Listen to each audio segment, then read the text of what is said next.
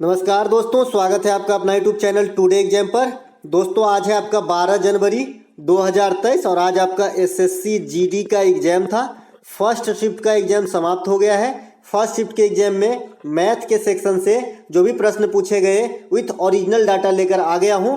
दोस्तों इससे पहले हमने जीके और हिंदी का जो मतलब एनालिसिस वाली वीडियो है प्रथम शिफ्ट का, ये प्रोवाइड करा दिया था। आशा करते हैं कि आप देखे ही होंगे। दोस्तों मैथ के एनालिसिस वाला वीडियो मैं इसलिए लेकर आ जाता हूं ताकि आपको ट्रेंड का पता चले, नहीं तो मैथ तो इतना ईजी आ रहा है कि कुछ कह ही नहीं जा सकता। इसमें जो आज टॉपिक पूछा गया पहला शिफ्ट में, क्यूब रहा, गोला रहा, SICI रहा, सरलीकरण, परसेंटेज, लाभ और हानि, LCM और एवरेज, इतने चैप्टर से यहाँ पे प्रश्न देखने को मिला है। तो देख लीजिए कौन कौन सा प्रश्न पूछा गया था। और दोस्तों अगर आप लोगों को अच्छा लगे तो लाइक जरूर किया कीजिए, लाइक बहुत कम आप लोग करते हैं।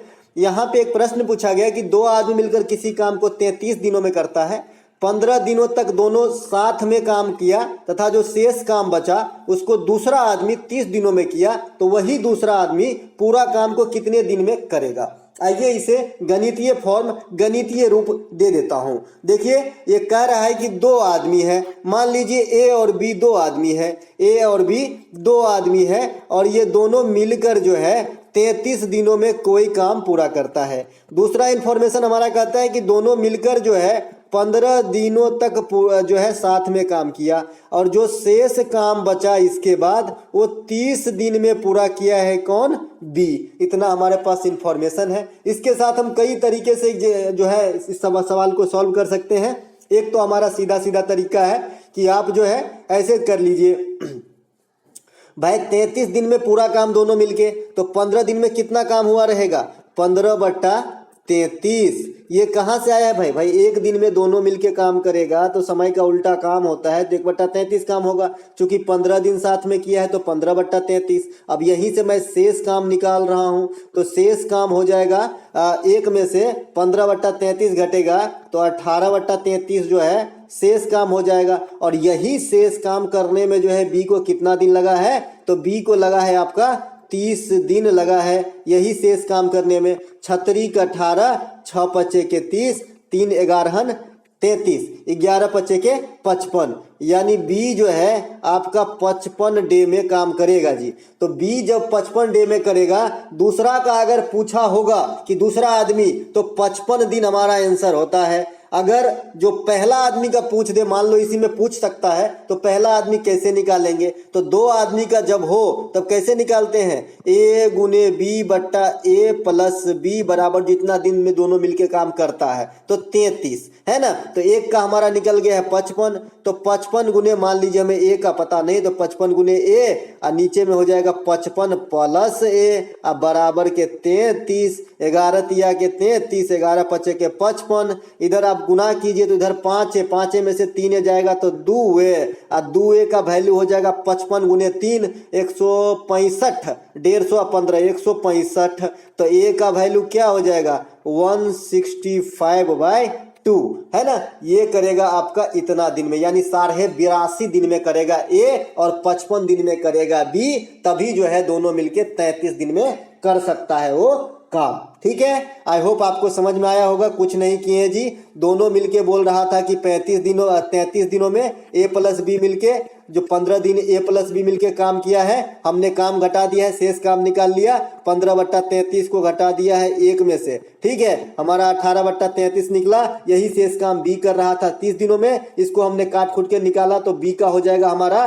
55 दिन। अब जब बी का 55 दिन निकल गया, दोनों को मिलके 33 दिन में करता है, तो ए का नहीं निकल जाएगा, वही निकला 165/2। चलते हैं आगे। अगला एक प्रश्न पूछा गया, कोई धन 40% तिमाही वार्षिक ब्याज की दर से 9 महीने में 1361 हो गई, धन क्या है? देखिए लल्लू सा सवाल है लेकिन देखने में बड़ा हार्ड है। मैंने आपको बताया था कि भाई जब तिमाही, छमाही, दुमाही, पचमाही, चौमाही कुछ भी पूछे तो आपको ऑपरेशन कर देना। लेकिन किससे ऑपरेशन करेंगे? रेट और टाइम में। ठीक है, रेट और टाइम में ऑपरेशन होता है जब भी आपको एक क्लू लगा दिया जाता है कि ब्याज जो है छमाही संयोजित होता है, ब्याज तिमाही होता है, ब्याज दुमाही होता है। अगर ब्याज सालाना हो तो फिर कोई लफड़ा नहीं है। ठीक है, लेकिन यहाँ पे लफड़ा है क्योंकि तिमाही है, तो तिमाही है तो 12 में हम 3 से भाग देंगे। रिजल्ट क्या आया? 4 आया। इसी 4 से हम रेट को भाग देते हैं और 4 से हम टाइम को गुना करते हैं। अगर मान लीजिए छमाही होता तो 12 में 6 से भाग देते हैं, रिजल्ट आता है 2। इसी 2 से हम रेट को भाग देते हैं, 4 समय को गुना करते हैं। अगर पांचवाही पूछ दे, भाई कुछ भी पूछ सकता है, तो पांचवाही अगर पूछ दे तो 12/5, इसी 12/5 से रेट को हम करेंगे भाग और टाइम को करेंगे गुना। तो ये अपने मन से नहीं लाते हैं 2 और 4, ये आता कहां से ये बता रहा हूं कि 12 में उससे भाग देंगे, 2 रिजल्ट आता है, उससे हम रेट को भाग दे देते हैं और टाइम को गुना कर देते हैं। यही हमारा कहना है, ठीक है। तो यहाँ पे रेट आपका 40% है, ब्याज दर जो है तिमाही हो रही है, मतलब 4 करना पड़ेगा, 12/3, रिजल्ट आया 4। इसी 4 से ऑपरेशन करेंगे तो रेट को 4 से देंगे भाग, तो रेट हमारा हो जाएगा 10% फाइनल वाला। और टाइम है 9 महीना। 9 महीना का मतलब है 9 महीना का मतलब है 9/12 साल ना जी, 9/12 साल है। और इसको हमको कितने से ये करना है, मतलब गुना करना है, तो 4 से गुना करना है। 4 तिहाई के 12, 3 से 3 कट जाएगा, तो ये कितना हो जाएगा? 3 ईयर। अब 10% और 3 ईयर मान के आपने को बनाना है, तो 10% और 3 ईयर में 1331 दिख रहा है। सीधा सीधा मुझे दिख रहा है कि 1000 रुपया मूलधन होगा। इसका 1000 राइट आंसर हो जाएगा। ये कैसे आप डिसाइड करते हैं कि 1000 ही होगा? क्योंकि मुझे पता है कि जब 10% रेट हो जाए तो 3 वर्ष के लिए चक्रवृद्धि ब्याज 33.1% होता है। कैसे होता है? 3r² RQ के फॉर्म में रखने से। चलिए 10 तिहाई के 10 गुने 3 रख दिए और 3 गुने r² मतलब 3 गुने 10 का स्क्वायर 100, RQ मतलब 1000। मैंने कहा मुझे इधर 3 अंक बिल्कुल नहीं चाहिए, 2 अंक चाहिए, तो 10 तिया के 30, 10 तिया के 30, ये 3 हो जाएगा, 3 गुने 100 मतलब 300 हो जाएगा। तो 300 में से मुझे 2 ही अंक चाहिए, तो ये 3 को पीछे शिफ्ट करना होगा, तो 33, और ये 1 को पीछे शिफ्ट करना होगा, 33.1%। तो 133.1% का वैल्यू आपका 1331 है, तो 100% का वैल्यू 1000 नहीं होगा। तो यही सीधा सीधा हो जाता है। यहीं पर अगर आपको कोई 2 साल के लिए चक्रवृद्धि ब्याज पूछे ना, तो 2r² में घुसेड़ दीजिएगा। आपको किसको? रेट को निकाल देना है। जैसे मान लीजिए 10% रेट है, तो आप 2 वर्ष का चक्रवृद्धि ब्याज पूछ रहा है, तो 10 दूना के 20 और 10 दाम के 100। मैंने कहा 3 अंक नहीं चाहिए, एक शिफ्ट कर लो, 21% निकाल दो, 2 वर्ष का चक्रवृद्धि ब्याज निकल जाएगा, ठीक है। अगला प्रश्न, किसी वस्तु का क्रय मूल्य 56,000 है, बेच दिया 64,000 में, प्रतिशत लाभ पूछ रहा है। घटा दीजिए, 56/4 60 4 64, 8000 रुपये का फायदा हुआ। फायदा गुने 100 बटा क्रय मूल्य। क्रय मूल्य कितना है? 56,000। 3 2 0 से 2 0 1 0 से 1 0 और 8 8 8 8 सवा के 800, 8 7 के 56, 100/7% का लाभ हो गया। कितना? 100/7% का लाभ हुआ। लाभ प्रतिशत पूछे चाहे हानि प्रतिशत पूछे, दोनों का सूत्र क्या होता है? लाभ या फिर हानि, लाभ पूछे या हानि, गुने 100 अब बट्टा क्रय मूल्य यानी सीपी। तो इस पे निकालते हैं, ठीक है। अगला प्रश्न है हमारा, 5000 रुपये का चक्रवृद्धि ब्याज क्या होगा यदि ब्याज दर 6% छमाही से अनुहित होता हो तथा समय 1 साल हो। अब देखिए छमाही है तो 2 से ऑपरेशन करेंगे, तो रेट में 2 से भाग और टाइम को 2 से गुना, ठीक है। तो रेट कितना है? 6, तो हो जाएगा आपका रेट 3%, 2 से भाग देंगे तो, और टाइम है 1 साल, तो 2 से गुना करेंगे तो टाइम हो जाएगा 2 साल। और अभी हमने कहा कि 2 साल के लिए कैसे निकालना है? 2r², तो 3 गुने 2 और r² 3 तिया 9, मतलब 6.9% अगर हम मूलधन का डायरेक्ट निकाल दे तो हमारा ब्याज निकल जाएगा, ये पूरे सवाल का, ठीक है। 6.9% अगर निकालना है आपका किसका? 50,000 रुपये का। 6.9 मैं 69 कर देता हूं, तो एगो 10 डालना पड़ेगा, परसेंटेज वाला 100, तो 3 गो 0 उड़ जाएगा। 50 गुने 69, 69 70 69 59 50 में 4 56 30 4 34, 3450 रुपया इसका आंसर हो जाएगा जी, ठीक है। 3450 रुपया। ये मैं 6.9% कहां से लाया? तो 2r² से लाया। जब भी 2 साल के लिए चक्रवृद्धि ब्याज की बात करें तो रेट को जो है आपको 2r² में रखना है। यहाँ पर 3 दूना के 6 और 3 तिया के 9, तो 6.9% रेट निकालना है मूलधन का। एक प्रश्न आपसे पूछा गया था, घन का विकर्ण 6√3, तो घन का संपूर्ण पृष्ठ का क्षेत्रफल क्या होता है? घन का विकर्ण बराबर क्या होता है जी? √3 गुने भुजा होता है। इसका वैल्यू आपको √3 दे रखा है, √3 से √3 कट गया, ए का वैल्यू 6 आ गया भुजा का, तो घन का संपूर्ण पृष्ठ का क्षेत्रफल क्या होता है? 6a²। इसी में रख देना है 6 गुने, अब 6 आ गया है तो 2 बार और 6, तो 6 36 छक्के 216 वर्ग मीटर स्क्वायर जो है आपका आंसर हो जाएगा 216, ठीक है। अगर आयतन पूछे घन का तो भुजा Q होता है, विकर्ण पूछे तो √3a होता है, ठीक है। अब चतुर्थनापाती से फिर से प्रश्न आया तो आपको क्या करना है? ए बाई बी बराबर सी बाय डी। काट दीजिए, 15 पचे 75, 15 तिया के 45, सी का वैल्यू आ जाएगा, यानी सी के जगह पे क्या है एक्स है, तो एक्स का वैल्यू कितना आ जाएगा 45 आ जाएगा। ठीक है, अगला प्रश्न, गोले का व्यास 14 सेंटीमीटर, गोला का आयतन क्या होगा? व्यास 14 है तो रेडियस कितना हो जाएगा 7 हो जाएगा। गोले का आयतन क्या होता है 4/3 गुने 5/7 यानी पाई गुने आर क्यू मतलब 3 बार 7।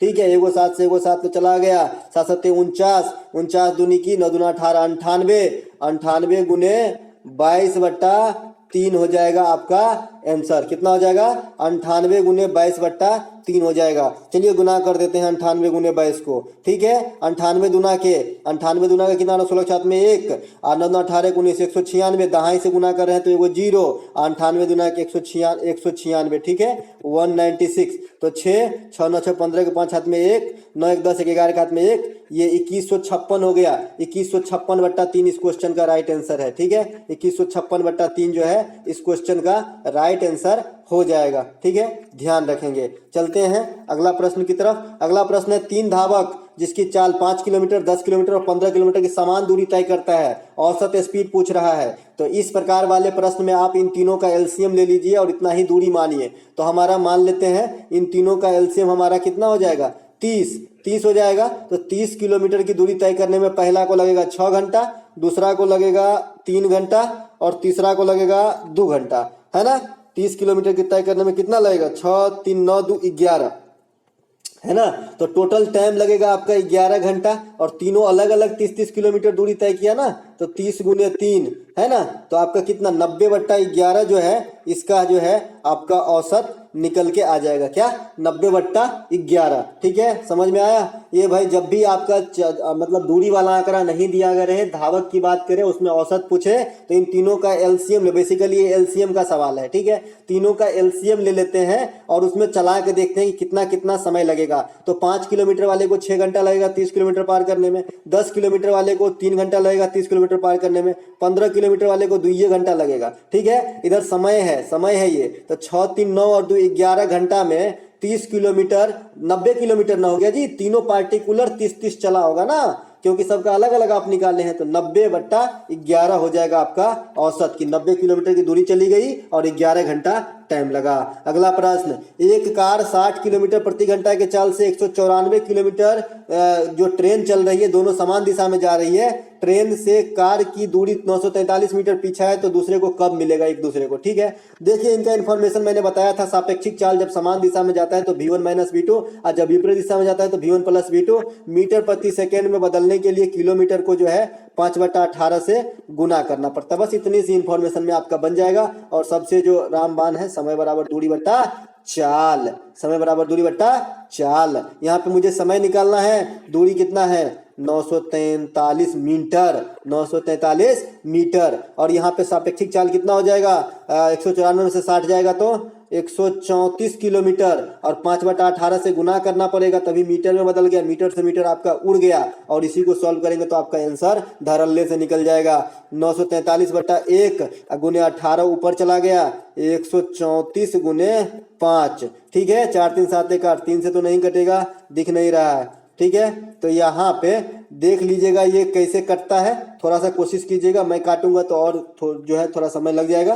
तो चलिए शुरू मतलब चलते हैं आगे, है ना। इसे आप सॉल्व करके हमें पोस्ट कीजिएगा कितना आंसर आया। ठीक है, इसे जो है मतलब ये हमको नहीं लग रहा है पूरा कटेगा, राउंड फिगर में तो नहीं आएगा, दशमलव में आएगा। तो बताइएगा क्या आंसर इसका आया। मिलेंगे एक नए वीडियो में, तब तक के लिए जय हिंद दोस्तों।